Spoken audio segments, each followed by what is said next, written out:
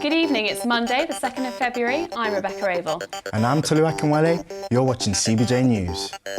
Coming up on tonight's programme, all change at the City Ground as the Chief Executive leaves and Stuart Pearce turns down the offer of another job. A bird's eye view, but will the city's latest attraction prove to be a wheel of fortune for Nottingham? And is this the most impressive tree in Europe? Nottingham's major oak in the running to be named top of the trees. All this and more coming up.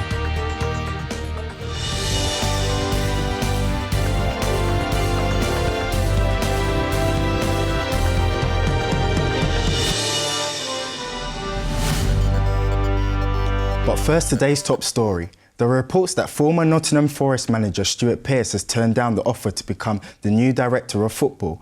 It follows a difficult 24 hours in which Pearce was sacked as manager and replaced by former Red Dougie Friedman. As well as this chief executive, Paul Falker, has resigned after only 5 months in the job. Fans today have had mixed reaction to Pearce's dismissal. Results say everything. He's had time, he's had longer than normal. Normally he would have gone at the Derby game or just before or just after. Fortunately they won that game, so he had a little bit longer, but apart from that, good result. He should go. That's the modern way, I'm afraid. Past hero, no past hero. And he did desert Forest as a player.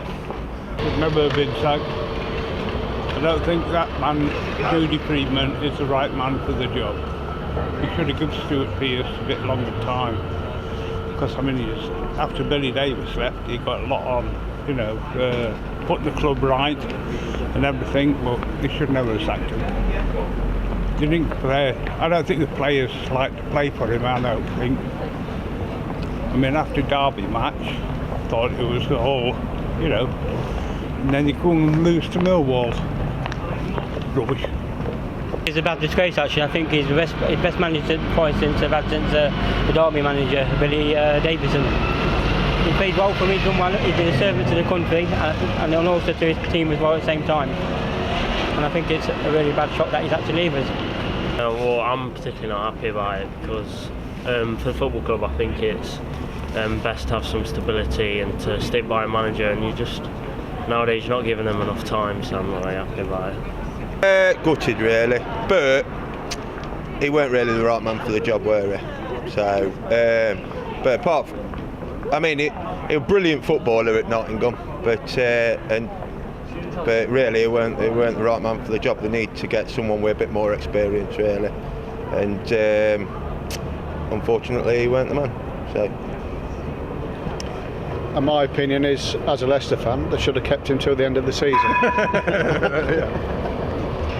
Backed by popular demand, the Wheel of Nottingham has returned to the city after a 4-year absence and is set to boost the area economy by bringing hundreds of thousands of extra visitors. Our reporter Keita Hawkins went to have a look.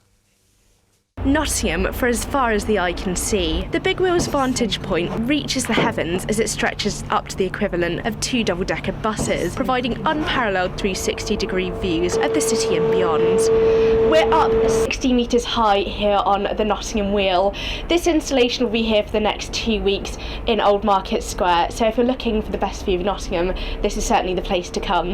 This fascinating feat of engineering and technology takes 10 specialists a week to put up with the help of a 72-tonne crane. Its 40 gondolas collectively seat up to 240 people at any one time. So, what did you think of the Nottingham Wheel? It's really good. I've been on it before. I could see and I could show a lot of different places that we actually gonna follow after. So that was a great opportunity for the little ones as well as my family to just see what is coming up. So, and that was great to see actually the castle and all the beautiful view of Nottingham from the sky. So yeah, it was really good and we did enjoy it, all of us. Is that right? Yes. Yes.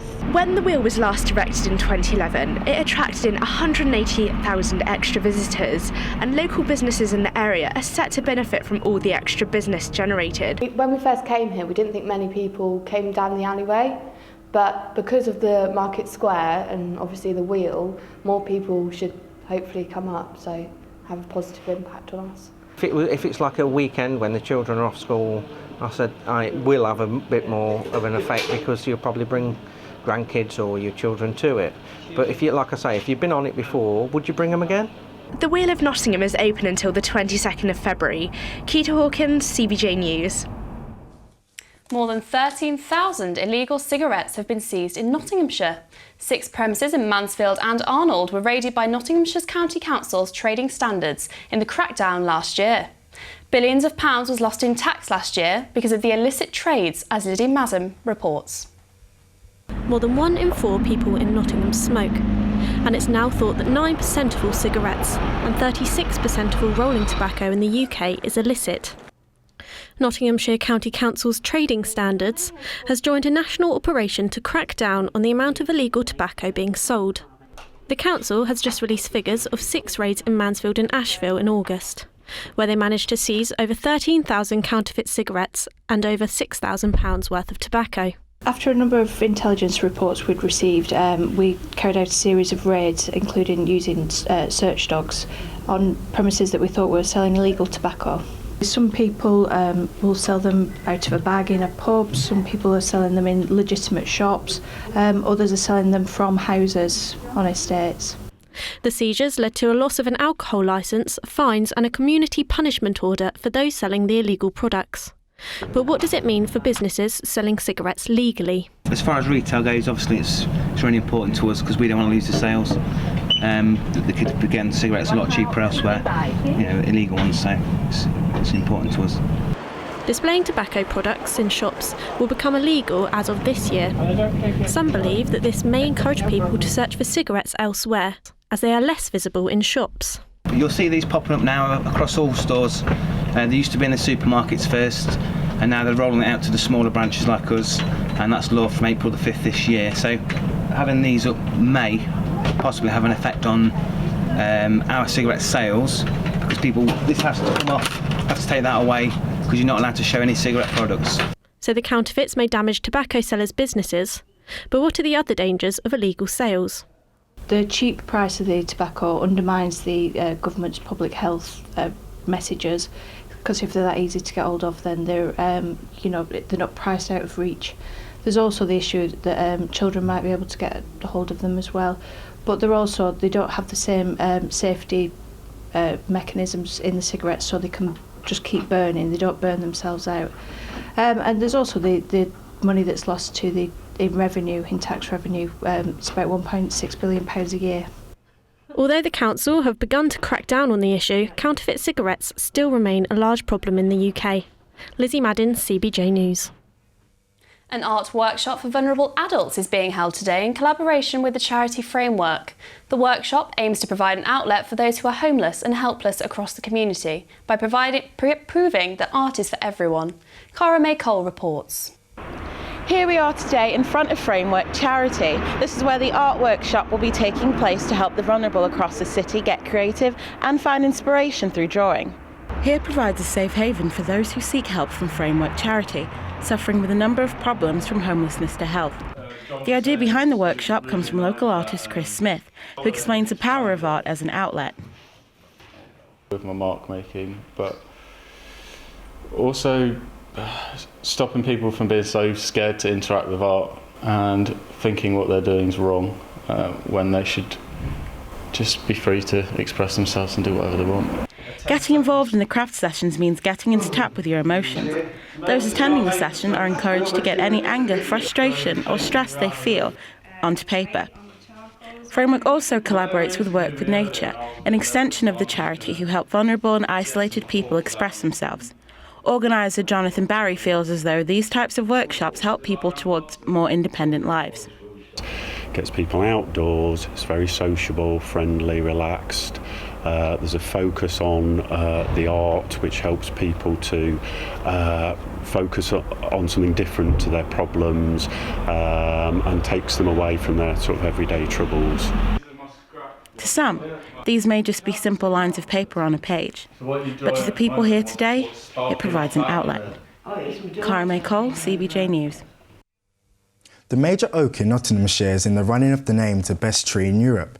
The legendary tree, which is thought to have stood in Sherwood Forest for a century, is competing against 13 other shortlisted trees across the continent to be named European Tree of the Year. Voting for your favourite tree ends on the 28th of February. Now over to Jamie Griffiths for the latest Sport Report news.